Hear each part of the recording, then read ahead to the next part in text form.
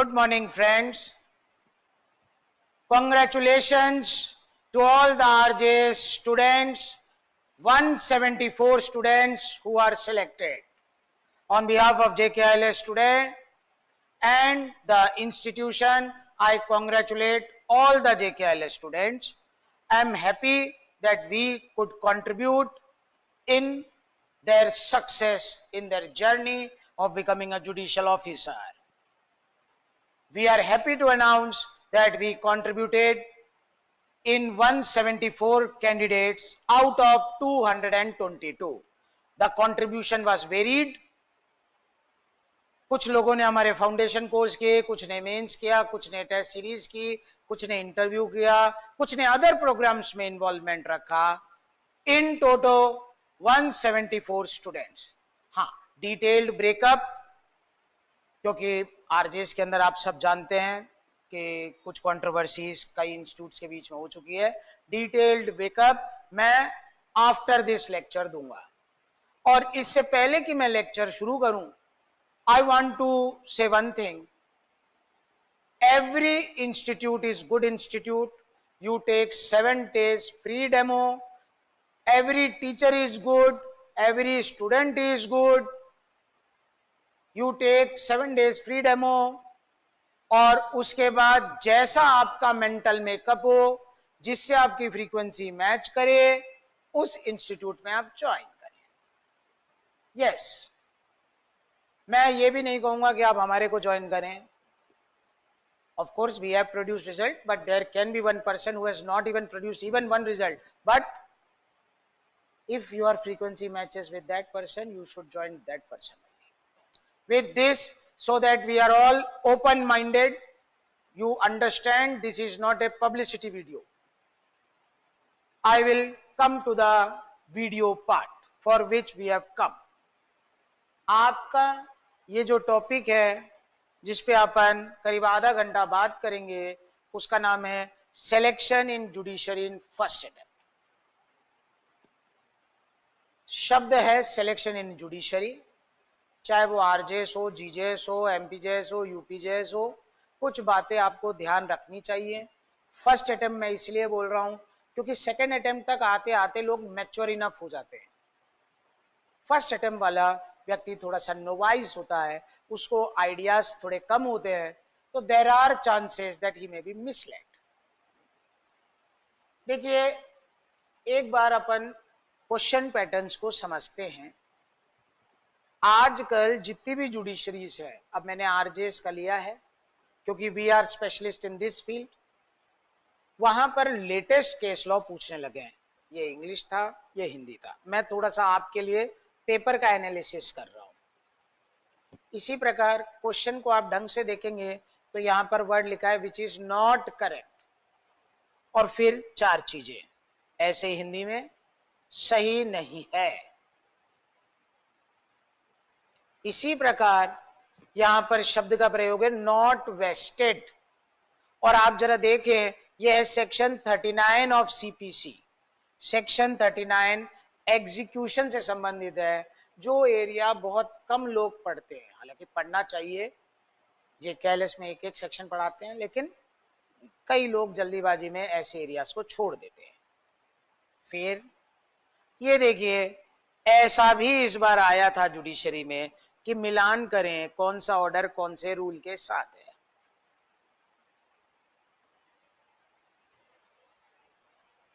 फिर क्वेश्चन आया था which does not come in the exception. Questions देखें, फिर मैं बात करूंगा आपसे. यही कौन सा मानहानि के अपवाद में श्रेणी में नहीं आता है. अब मैं आपसे बात करूंगा. देखिए सर, आज से 5 साल पहले, 10 साल पहले जो ट्रेंड था जुडिशरी में, ट्रेंड्स चेंज. तो अभी जो ट्रेंड है वो बेसिक ट्रेंड ये है, चाहे आप कोई सी भी स्टेट की जुडिशरी को करेंगे तो आपको बैरेक्ट पे बहुत फोकस करना पड़ेगा.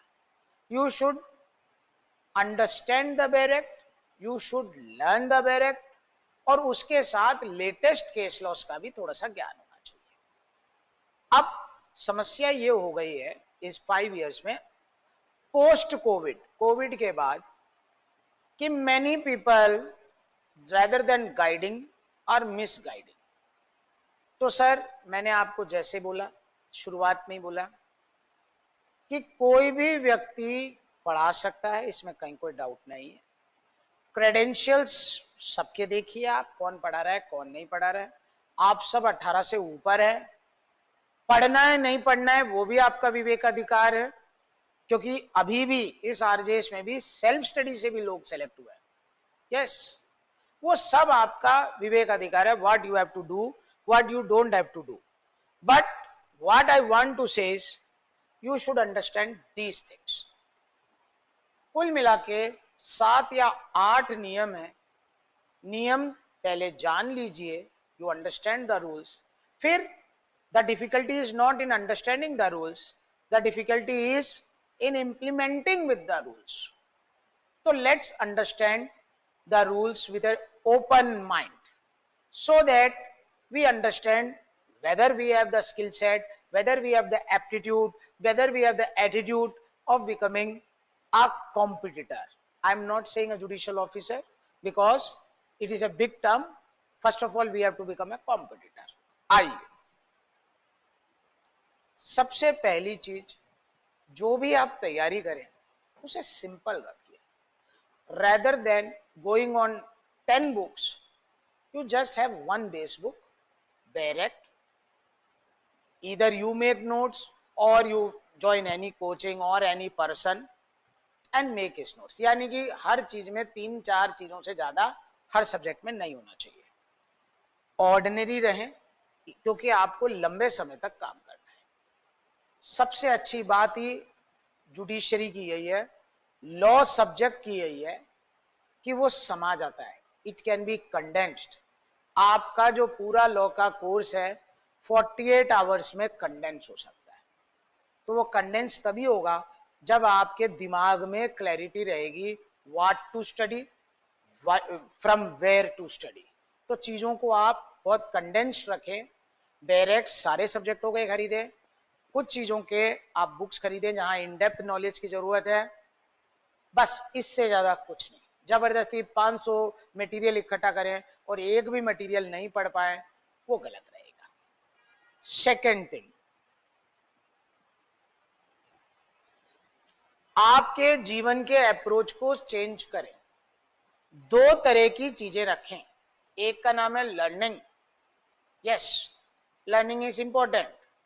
लर्निंग में क्या होगा, आपने जैसे थेफ्ट करा, एक एरिया है थेफ्ट, बीएनएस में, आईपीसी में, बट ओल्ड स्टूडेंट है तो आईपीसी समझते होंगे, न्यू है तो बीएनएस। तो उसकी परिभाषाओं को करिए, इंग्रेडिएंट्स को देखिए, केस लॉ को देखिए, इलस्ट्रेशंस को देखिए। तो ये तो हो गया लर्निंग पार्ट। और दूसरा पार्ट जो इंपॉर्टेंट है वो है time management. You become what you want to become, that depends how you spend your 24 hours, which thing is in priority and which thing is not in priority. अब तैयारी करने से पहले कुछ चीजों को अपने को समझना चाहिए, मस्ट नो है। हाँ, देखिए ये भारत का मैप था,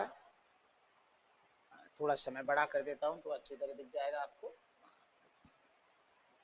बहुत से इंस्टीट्यूट्स आपको मिसगाइड कर रहे हैं ये कहते हुए कि ऑल इंडिया जुडिशियल सर्विस की तैयारी होगी।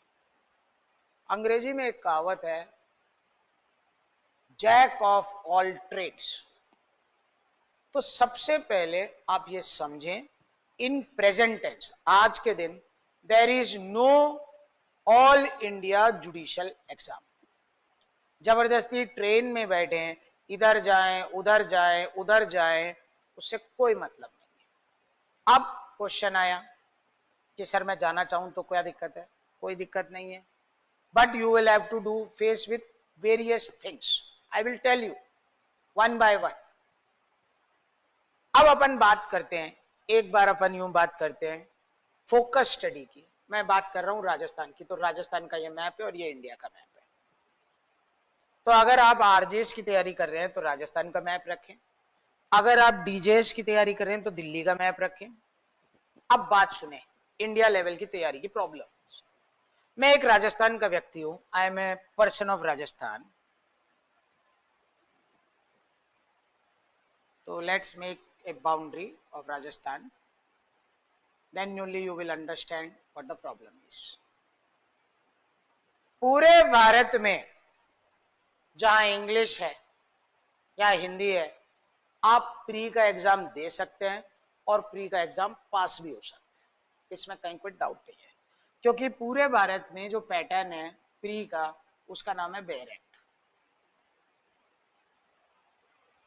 तो बेरेक्ट आप पढ़ेंगे, पास हो जाएंगे, इसमें कहीं कोई डाउट नहीं है। अब प्रॉब्लम्स कहां आती हैं वो सुने। हर एक स्टेट ने अपने बच्चों को प्रोटेक्ट करने के लिए, एक कॉन्सेप्ट होता है सन ऑफ सॉइल, अपने बच्चों को प्रोटेक्ट करने के लिए उन्होंने दिमाग लगा रखा है। वो प्रोटेक्शन डायरेक्टली हो सकता है, वो प्रोटेक्शन इनडायरेक्टली हो सकता है। आप किसी भी जुडिशरी का लिस्ट देखिएगा, outsiders are not more than 10%। Even I am not saying, चाहे वो यूपी हो, चाहे वो राजस्थान हो, चाहे वो गुजरात हो, चाहे वो गुजरात में रिलेटिवली थोड़ा ज्यादा हो सकता है। अब बैरियर्स देखें तो आपको आइडिया लगेगा। राजस्थान का बच्चा जैसे ही गुजरात में जाएगा उसे गुजराती आनी चाहिए, any person who goes. Maharashtra में जाएगा तो मराठी, तो इसका मतलब इधर तेलुगु, इसका मतलब यहाँ का तो लैंग्वेज का बैरियर हो गया। अब अपन जाते हैं एमपी की तरफ। एमपी में लोकल लॉस आते हैं और जो जजमेंट राइटिंग है उसके बहुत ज्यादा मार्क्स हैं। एमपी, आपका छत्तीसगढ़, हाँ, बिहार में अलग पैटर्न है, बिहार झारखंड का। फिर अपन जाते हैं दिल्ली यूपी की तरफ, तो यहाँ पे एक जीके का पैटर्न आ जाएगा। हाँ, आपकी जीके कैसी है अगर आपको देखना हो तो सिंपल इतना ही सोच लीजिए कि मेघालय की राजधानी क्या है और वहां का सीएम का नाम क्या है, तो आपको समझ में आ जाएगा आपकी जीके कैसी है। अरे एक स्टेट है ये रहा मेघालय है, इसकी कैपिटल यहां दिख भी रही है, इसके सीएम का नाम क्या है। अब आ जाते हैं अपन दिल्ली, हरियाणा, हाँ पंजाब के अंदर गुरुमुखी है, दिल्ली और हरियाणा का मामला। प्री तो पास कर लेते हैं आप, लेकिन क्या आपको पता है कि उन दोनों स्टेटों में ओपन बुक एग्जाम है। हाँ, पूरे भारत में दो प्रकार के एग्जाम होते हैं, एक को कहते हैं ओपन बुक एग्जाम, एक को कहते हैं memory retention exams. Memory retention exam वो है जो नॉर्मली आप देते हैं। आपने एलएलबी के लिए तैयारी की, कुछ क्वेश्चंस को याद करके गए, क्वेश्चन पेपर आया और आपने उत्तर लिख दिया। ओपन बुक एनएलएस बेंगलोर जाएंगे या कई एनएलयूज में कुछ एग्जाम्स जिसमें ओपन बुक है, यानी कि एग्जाम सेंटर में ही आप किताबें ला सकते हैं। जैसे कि AIBA का एग्जाम में आप बुक्स लेके जा सकते हैं। इसका मतलब अगर प्रश्न है और किताब है तो आप उसको कर लेंगे। इसका मतलब ये हो गया,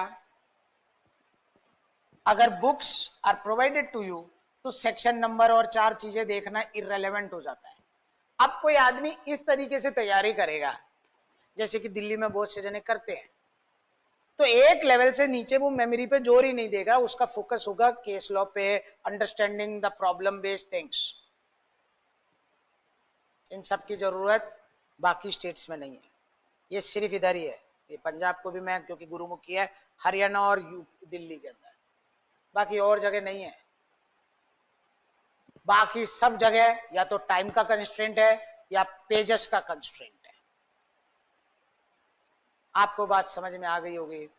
इसीलिए सबसे पहले तो अपने को डिसाइड करना पड़ेगा अपने को करना क्या है। ऐसे नहीं है कि पूरे भारत का नक्शा देख लें और कहें चलो हर जुडिशियल ऑफिसर है, चाहे वो बंगाल में हो, चाहे वो उड़ीसा में हो, चाहे वो आंध्र प्रदेश में। नो, ऐसे ये ठीक है, हम लोग कोचिंग वाले कर सकते हैं, उसमें कोई दिक्कत नहीं है, क्योंकि 70% लॉ सब जगह सेम है, लेकिन आप नहीं कर सकते। फिर से आ रहा हूं, अब आप एक राजस्थान के व्यक्ति हैं, MP के व्यक्ति हैं, यूपी के व्यक्ति हैं, तो आपको क्या करना पड़ेगा? सबसे पहले तो आपको सन ऑफ सॉइल कॉन्सेप्ट को समझना पड़ेगा।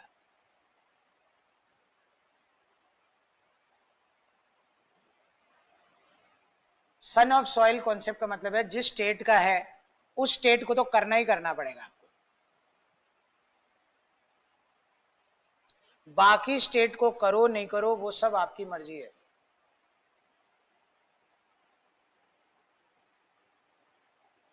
बाकी स्टेट को करो नहीं करो वो सब आपकी मर्जी है। और ये आपके सोलर सिस्टम में सन के समान, इस स्टेट को नहीं छोड़ सकते। अगर आप राजस्थान के तो, अगर कल को आप यूपी के हैं तो यूपी नहीं छोड़ सकते आप, वो आपका सन है। फिर उसके बाद क्योंकि आज की डेट में everyone is studying, every person is studying, every person is competitor, तो मैं ये तो नहीं कहूंगा put all the eggs in one basket. हो सकता है कुछ बच्चे ऐसे ही हों जो मैं यही बनूंगा नहीं तो कुछ नहीं, लेकिन नॉर्मल व्यक्ति ऐसा नहीं हो रहा है क्योंकि थोड़ा सा सब जगह रिस्क का फैक्टर है। तो 2-3 स्टेट्स को या तो आपका तैयारी ऐसा होना चाहिए आरजेएस प्लस जीजेएस, यूपीजेएस, एमपीजेएस, अगर जुडिशरी से नीचे नहीं जाना है तो, या फिर यूं हो सकता है RJS plus APO plus jailor plus एक आध और नेट जेआरएफ, यूं भी हो सकता है। लेकिन सोलर सिस्टम में सन आपका स्टेट ही होगा। अब सर स्टेट ही क्यों होगा? 3 बैरियर्स हैं दूसरे स्टेट में घुसना है तो, तीनों को पार करना पड़ेगा। पहला, कई स्टेटों में लैंग्वेज बैरियर है। कई स्टेटों में कौन सा बैरियर है? लैंग्वेज बैरियर है। गुजरात में जाएंगे बिना गुजराती के जाएंगे तो फेल हो जाएंगे, तो लैंग्वेज बैरियर दिख गया। कई स्टेटों के अंदर सब्जेक्ट का बैरियर है, या तो उस स्टेट के कुछ माइनर एक्ट्स हो सकते हैं जैसे एमपी के, या जीके या अन्य चीजें हो सकती है।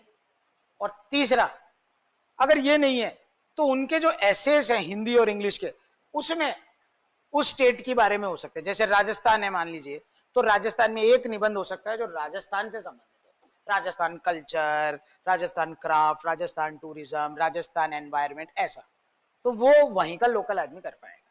और तीसरा,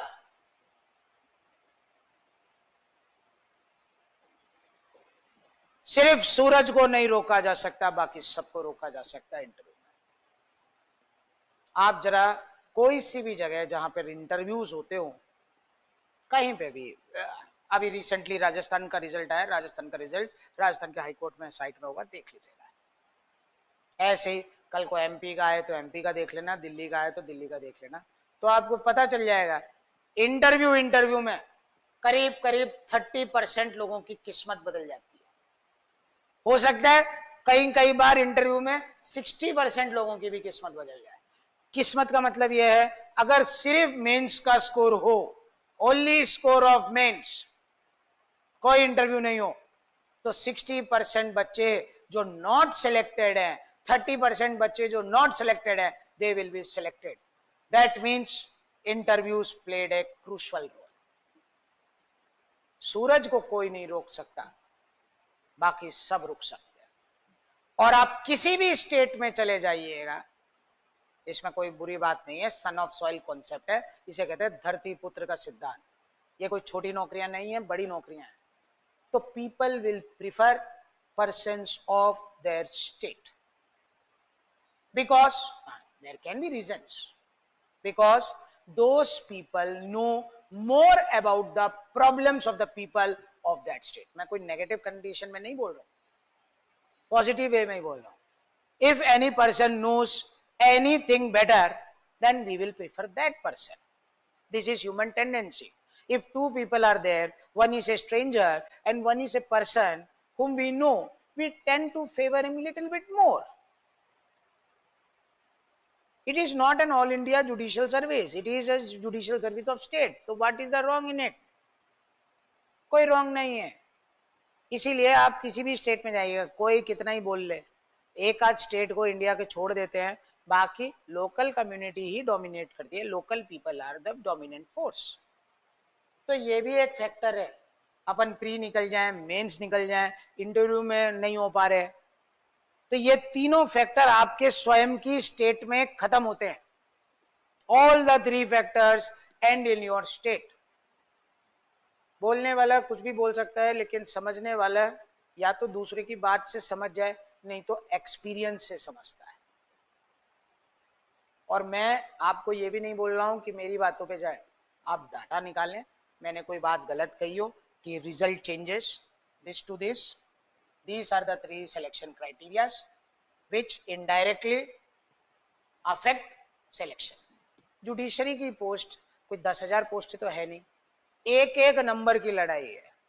आपको शायद पता नहीं होगा, 0.5 से भी लोग वेटिंग में खड़े हैं। सेम डिजिट में भी एज के कारण एक आदमी सिलेक्टेड है और एक आदमी नॉट सिलेक्टेड है इस आरजेएस में। Yes, this is truth. तो जहां एक एक नंबर की लड़ाई हो, 0.5 नंबर की लड़ाई हो, वहां अपने को थोड़ा कॉमन सेंस लगाना पड़ेगा, क्योंकि every mistake in judiciary cost 1.5 years coming back. देखिए भैया, हर एक जुडिशरी एग्जाम को देने से पहले उसकी एलिजिबिलिटी का पता होना चाहिए। Before you give the exams you must know about the eligibility criteria. कुछ स्टेटों में एलएलबी 3rd ईयर और 9th सेमेस्टर वाला एलिजिबल होता है, जैसे राजस्थान में है। कुछ जगह क्या है, आफ्टर एलएलबी एग्जाम दे सकते हैं। कुछ जगह क्या है, एआईबीए चाहिए। कुछ जगह क्या है, जैसे अभी एमपी छत्तीसगढ़, उनमें आजकल दूसरा एक मामला हो गया है, 3 ईयर एक्सपीरियंस 70%, वो सारा। तो वो कुछ भी हो, वॉट एवर द क्राइटेरिया। हाँ, और कुछ जगह जाएंगे तो रिजर्वेशन पॉलिसी भी ढंग से पढ़नी चाहिए। हाँ, बेसिक रिजर्वेशन क्या है, बेसिक रिजर्वेशन 100 सीटें हैं तो 50 जनरल की है, मेरिट की हैं, और 50 रिजर्व्ड है। तो वो बेसिक रिजर्वेशन पॉलिसी भी पता होनी चाहिए। और मैंने अभी आपको बताया son of soil concept, solar system, doors of judiciary are closing. हाँ, अब ये ज्यादा मामले बचे नहीं है।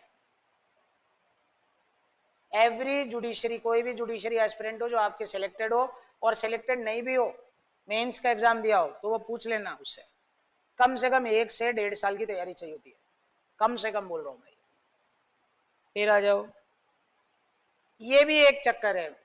बहुत से स्कूल और colleges I don't think are competent enough to give that competitive edge. जब आप किसी भी लॉ कॉलेज में जाएं, मेरी आपसे, अगर आप एक एलएलबी के स्टूडेंट हैं तो मेरा आपसे अनुरोध है इस चीज को लेके कि वो खुद ही अपने आप को एक क्लास बनाना पड़ेगा। फॉर एग्जाम्पल 100 बच्चे हैं क्लास के अंदर, तो 100 बच्चों के साथ इंटरेक्ट करने की जरूरत नहीं है, क्योंकि 10-20 बच्चे तो हो सकता है कुछ भी नहीं करना चाहते लाइफ, तो उनकी जीवन शैली अलग होगी। आप 5 या 10 जनों का ग्रुप बनाइए जो क्या करना चाहते हैं, जुडिशरी का एग्जाम देना चाहते हैं। हाँ,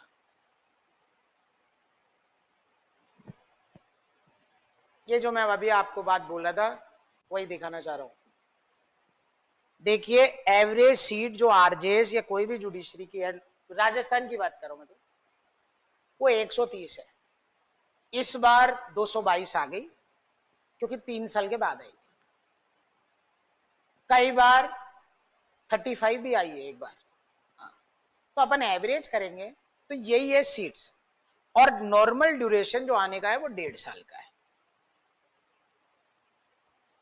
अब एक छोटी सी बात है कि मुझे क्या करना है। ठीक है, मुझे अंडरस्टैंडिंग हो गई, और मेरा एक स्टेट है, मैंने एक देख लिया, उसके आसपास के मैंने 2-3 और कंपटीशन देख लिए। अब मुझे क्या करना है, ये देखें बस। इसमें आईएएस जैसा या बाकी एग्जाम्स कॉम्पिटिटिव जैसा ओपन एंडेड जीके नहीं है, स्पेशलिस्ट एग्जाम है। जुडिशरी का मामला है, 2500 सेक्शंस करने हैं अपने को, और 1500 केस लॉ करने हैं। आप इंटरव्यू फेस करोगे ही करोगे अगर आपको ताकत है। इस दुनिया में कोई ताकत नहीं है जो आपको रोक सके।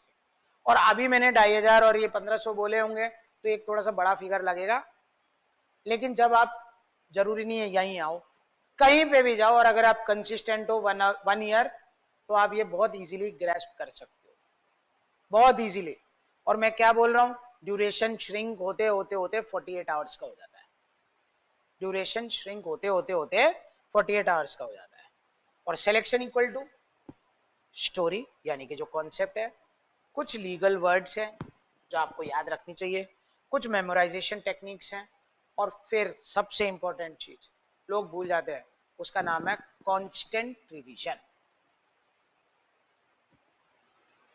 फिर आया मामला, कुछ चीजों का हमेशा ध्यान रखना है जब कभी भी आप सब्जेक्ट पढ़ो। कुछ एरियाज होते हैं सब्जेक्ट के जो कॉन्सेप्चुअल होते हैं, तो कॉन्सेप्ट आपको बिल्कुल क्लैरिटी पे होना चाहिए।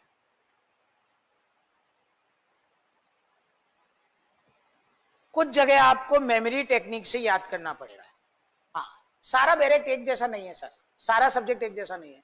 कुछ में कॉन्सेप्ट है, कुछ एरिया में क्या है, मेमोरी टेक्निक्स है। ऐसे कुछ एरिया में कुछ और होगा, कुछ एरिया में कुछ और है। तो देखिए मेमोरी टेक्निक्स के लिए आप इमेजेस कर सकते हैं, एक्रोनिम्स, एक एक शब्द एक एक वर्ड लेंगे तो एक्रोनिम हो जाएगा, स्टोरी कर सकते हैं, कनेक्ट कर सकते हैं इंफॉर्मेशन को, और अन्य चीजें भी कर सकते हैं। अब देखिए एक एग्जांपल देता हूं, इसी से आपको क्लियर हो जाएगा।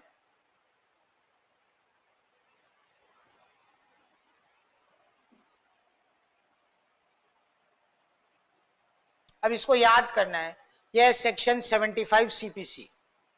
तो देखिए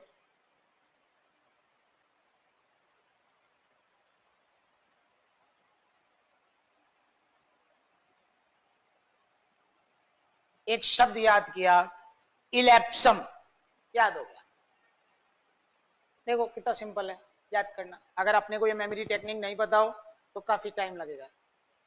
इलेप्सम, E for examination, local, investigation, accounts, partition, scientific, cell, ministerial work. Ministerial work होता है बहुत छोटे काम, जैसे पानी पिला दो, 4th क्लास एम्प्लॉइज। देखो इलेप्सम से याद हो, तो ये एक्रोनिम है। एक्रोनिम है, एक शब्द में सारी चीजें, और सीरियल से याद हुई है। 30 सेकेंड्स आप करके देखो, आपको भी याद हो जाएगा।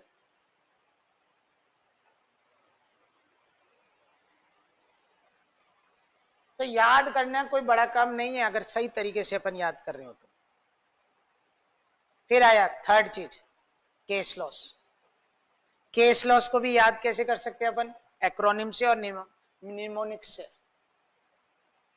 हाँ, बस एक चीज का ध्यान रहे, जब मेंस का पेपर हो या कहीं पे भी हो, वो लॉ कॉलेज में अपन ए वर्सेस बी, का बनाम खा, वो लिखते थे, वो यहाँ नहीं चलेगा। इधर यू नो द केस और you don't know the case. फिर आ जाए, दिस इज द की। पूरे भारत में आज का ट्रेंड यही है, जिसका डायरेक्ट है उसका प्री एग्जाम है, इस दुनिया में कोई नहीं रोक सकता। और प्री एग्जाम में अच्छी बात यही है, वहां बुक्स अलाउड नहीं है। तो आप कहीं पे भी पढ़ लो, जहां बुक्स ओपन बुक है, क्लोज बुक है, आपको एक बार तो बुक को क्या करना पड़ेगा, क्लोज ही करना पड़ेगा। फिर ये भी लोग नहीं करते। देखिए एक अच्छे नोट्स एक अस्त्र के समान है, वेपन के समान है। You have to sharpen it time and time again. एक अच्छा योद्धा अपने वेपन्स का बहुत ख्याल रखता है। क्यों? क्योंकि वो जो आखिरी के 15 दिन होते हैं, 20 दिन होते हैं, तो आप 50 जगह नहीं घूम सकते किताबें पढ़ने के लिए। तो अभी से ही अपने आप को ऐसा करना पड़ेगा आपको। आपके पास क्या होना चाहिए, आपके पास डायरेक्ट होना चाहिए, आपके खुद के नोट्स होने चाहिए जो आपने खुद ने बनाए हो या किसी इंस्टीट्यूट वाले ने बना के रखे हो, आपको डिक्टेट किया हो, जैसा भी है। साथ में मैं तो JKILS क्या प्रथा बता रहा हूँ, कुछ हम लिखवाते भी हैं। तो हम सारे बच्चों को यही कहते हैं कि वन साइड ही लिखें, दूसरा पन्ना खाली छोड़े। सर खाली छोड़ेंगे तो क्या होगा? अरे खाली छोड़ेंगे तो अगर आप कहीं और से कोई डाटा लिया, कोई किताब पढ़ी, तो वहां पे लिख सकते हैं, एड ऑन हो सकता है। उसी तरह आपको पॉइंटर नोट्स बनाने चाहिए, कॉम्प्रिहेंसिव लिखना चाहिए। हाँ, केस लॉस को अलग अलग भी लिखना चाहिए आपको, अलग से भी एक पन्ना बन सकता है, 50 केस लॉस एक साथ। लास्ट में केस लॉस को एक दीवार पे चिपका दिया, यूं याद कर सकते हैं उस सब्जेक्ट के 20 केस, 30 केस, 40 केस, वो भी कर सकते हैं, करना चाहिए।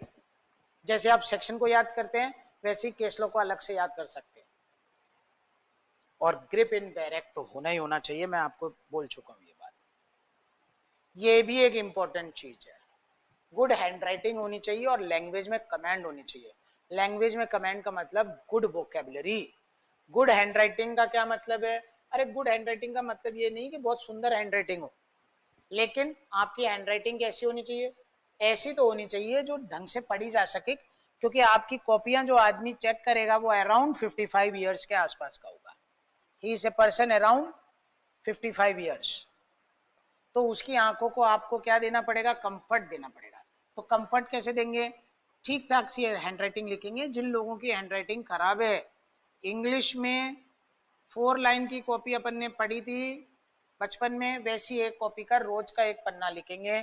हिंदी के अंदर A4 साइज की एक रिम खरीदेंगे और यूं गोले गोले बनाएंगे डेली एक पन्ना। सर हिंदी के अंदर जितने वर्ण हैं वो देखिए एक बार, circle, semi circle, semi circle, circle, दिख रहा है आपको? जिसकी हिंदी खराब है उसके हैंड का मूवमेंट सही नहीं है, बचपन में ध्यान नहीं दिया हैंड के मूवमेंट का, इसीलिए राइटिंग खराब है। तो इंग्लिश की राइटिंग के लिए मैंने आपको उपाय बता दिया, इसके लिए उपाय बता दिया। डेली 1-1 पेज करेंगे तो अपना मामला सेट हो जाएगा। मैं ये नहीं कह रहा बहुत खूबसूरत हैंडराइटिंग होनी चाहिए, लेकिन it must be legible and your vocabulary should be a good vocabulary. ये सबसे बड़ा सीक्रेट है सर सिलेक्शन का। अपन ने कोई चीज पढ़ी और अपने को याद नहीं है तो वो ना पढ़े के बराबर है। पढ़ा है तो मिलना चाहिए, और वो मिलता तब है जब अपन कांस्टेंट एग्जाम्स एंड रिविजन देते हैं, टेस्ट सीरीज करते हैं या खुद बैठ के पेपर सॉल्व करते हैं। मेंटल रिविजन के लिए एक टाइम रखिएगा, कोई दिक्कत नहीं, जितना आप सॉल्व करेंगे उतना ही है। बस एक चीज का ध्यान रखिएगा सर, फर्स्ट अटेम्प्टर हैं आप इसलिए बता रहा हूं, अपने पास टाइम लिमिटेड है, 1 to 1.5 आवर्स और 1 to 1.5 ईयर्स सॉरी। और नींव जो होती है ना मकान की वो एक ही बार डलती है, अगर वो नींव में गड़बड़ हो गई तो हमेशा के लिए गड़बड़ ही रहेगी, ठीक है?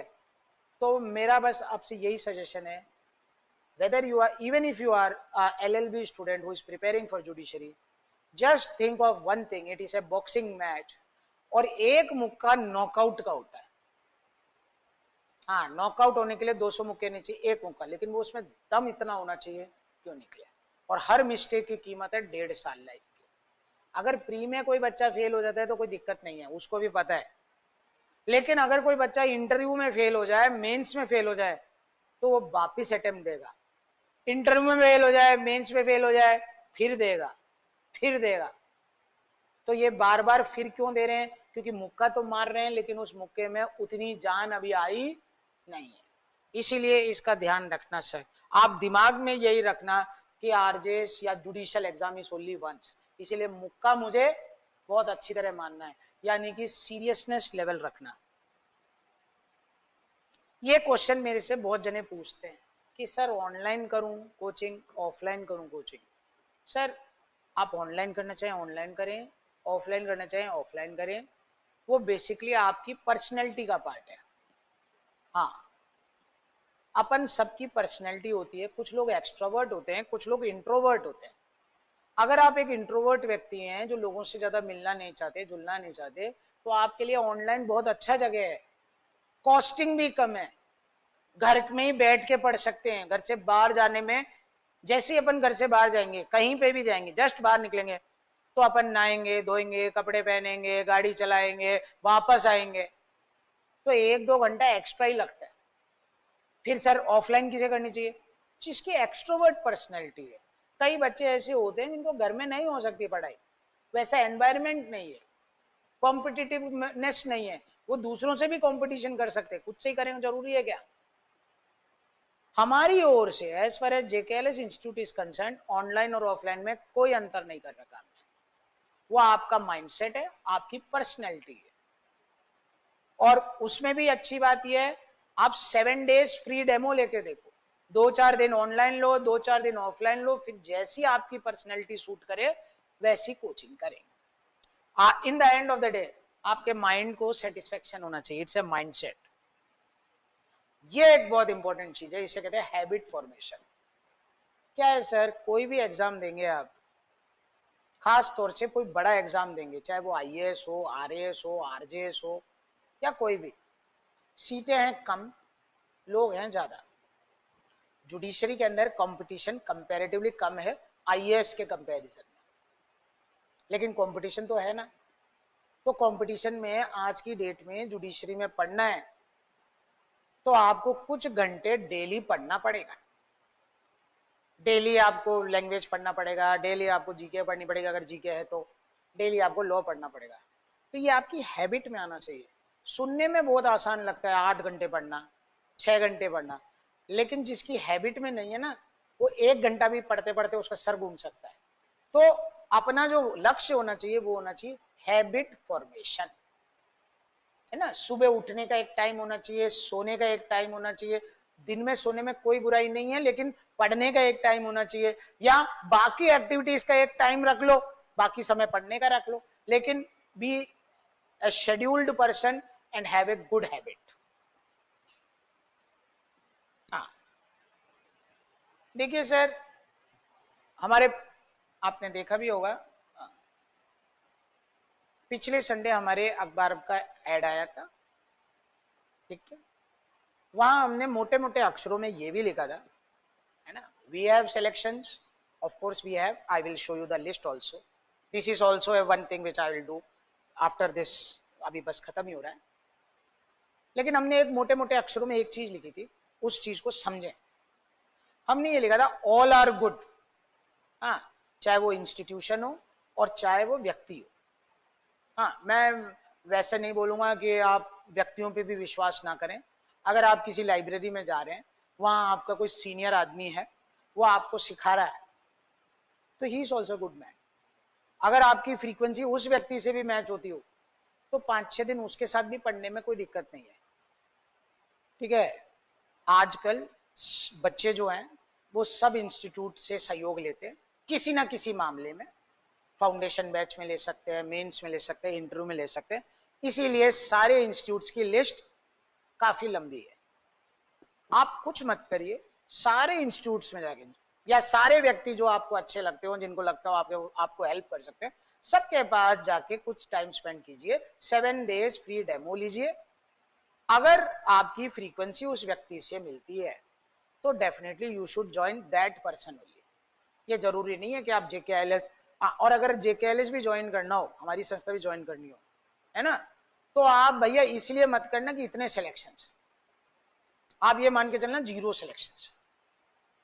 आराम से बैठो, कोई फीस नहीं है, बैठो, फ्रीक्वेंसी मैच हो रही है, समझ में आ रहा है, अप्रोच समझ में आ रही है, कैसे लड़ना है ये समझ में आ रहा है, कैसे कंपटीशन देना है, कैसे सक्सीड होना है ये समझ में आ रहा है, you are having a good matching with me in this institute, तो डेफिनेटली यू शुड।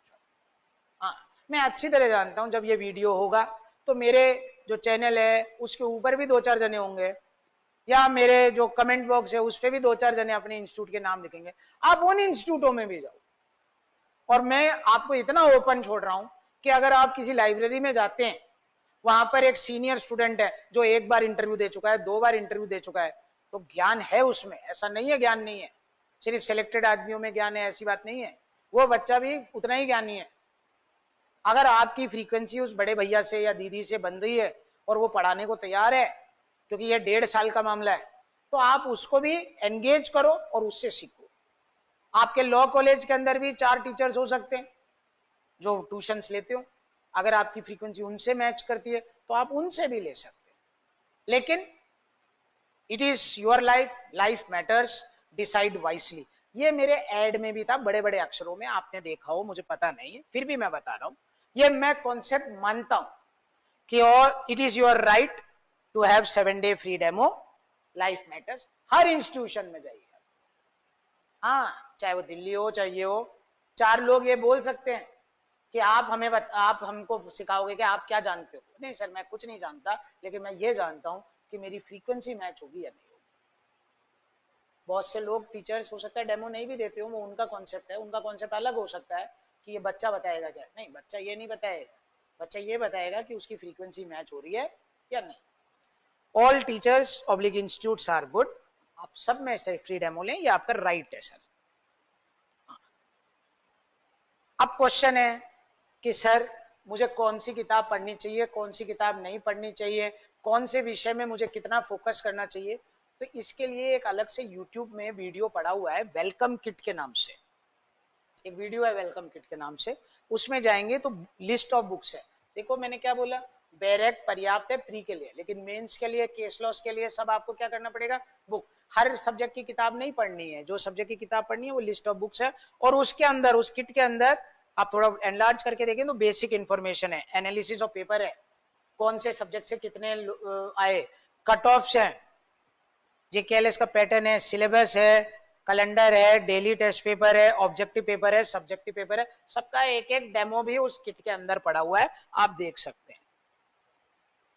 13 नवंबर से हमारा बैच चालू हो रहा है, उसके लिए आप 7 डेज की फ्री डेमो ले सकते हैं। हम लोग देखो भैया या तो टेलीग्राम यूज करते हैं या टेक्स्ट मैसेजेस यूज करते हैं। अगर आपको ऑनलाइन स्टूडेंट है और आपको आईडी पासवर्ड चाहिए तो 11 या 12 तारीख को आप फोन कर दें या मैसेज कर दें, हम दे देंगे। हम लोग व्हाट्सएप जनरली यूज नहीं करते हैं सर, है ना, ये नंबर है आप देख सकते हैं। हाँ, ये अनाउंसमेंट वही चीज जो मैंने बताई। हाँ, 2024 में 174 सिलेक्शंस आउट ऑफ 122, और ये सारा बात है ना। हाँ, और ये फोन नंबर है 9828667661। अब कई लोगों का एक क्वेश्चन होता है, भैया आप 174 सिलेक्शन क्लेम कर रहे हो, kindly tell us whether you are having a correct data or not, point 1। Point number 2, classroom के कितने सिलेक्शन हैं और कितने नहीं है, ठीक है, वो भी मैं आपको डाटा एक बार शेयर कर देता हूँ। हाँ, एक बार दिखा दो भैया को। हाँ, ये रहा, दिख रहा होगा, आराम से मैं दिखाता रहूंगा, कोई दिक्कत नहीं है, आप आराम से बैठ के देखते रहो, है ना। Radhika Bansal interview, Tanurag mains plus test series, Prama foundation, Archi Gupta foundation, Ashika Jain interview, lovely foundation, ऐसे चलते जाएंगे, है ना। फिर प्रियंक सॉरी, हाँ, ये उन लोगों के लिए है जो जानना चाह रहे थे, हालांकि मैं पहले ही बोल चुका हूँ, आप चलाते रहो यार, आप ही चला दो, कोई दिक्कत नहीं है, धीरे धीरे चलाना, सब आराम से देख ले, हाँ कोई दिक्कत नहीं है ना। डिटेल्ड फॉर्म्स, हमारी एक बड़ी फाइल बनी हुई है, कभी भी आप जेकेएलएस आएंगे, हाँ चला दे, आराम से देखते रहेंगे, हाँ ठीक है, वो मिल जाएगा। और मैं आपको पहले ही बता चुका हूं, आप इसीलिए ज्वाइन मत करना क्योंकि हमारे पास सिलेक्शन है, 7 डे फ्री डेमो लो, और सिर्फ हमारे ही नहीं सबके लो, अगर फ्रीक्वेंसी मैच करती हो तो कर लेना, ठीक है सर। हाँ, आप चलाते रहना, ठीक है, हाँ ठीक है सर। हाँ, एक चीज और, जब हमने पहले कैलकुलेट किया था तो 174 सिलेक्शन थे, बाद में हमें पता चला 175 है, ये भी है, ठीक है, तो it hardly matters, as I said, these are just few laurels of our teaching, that's all, ठीक है sir. You see the list, the my video is over. जो मेरी बात थी वो ये थी कि 8 से 10 बातें थी जो इंपॉर्टेंट नेचर की थी, आप चलाते रहना, ठीक है, आराम से बच्चे देखते रहेंगे जिसको जो देखना है।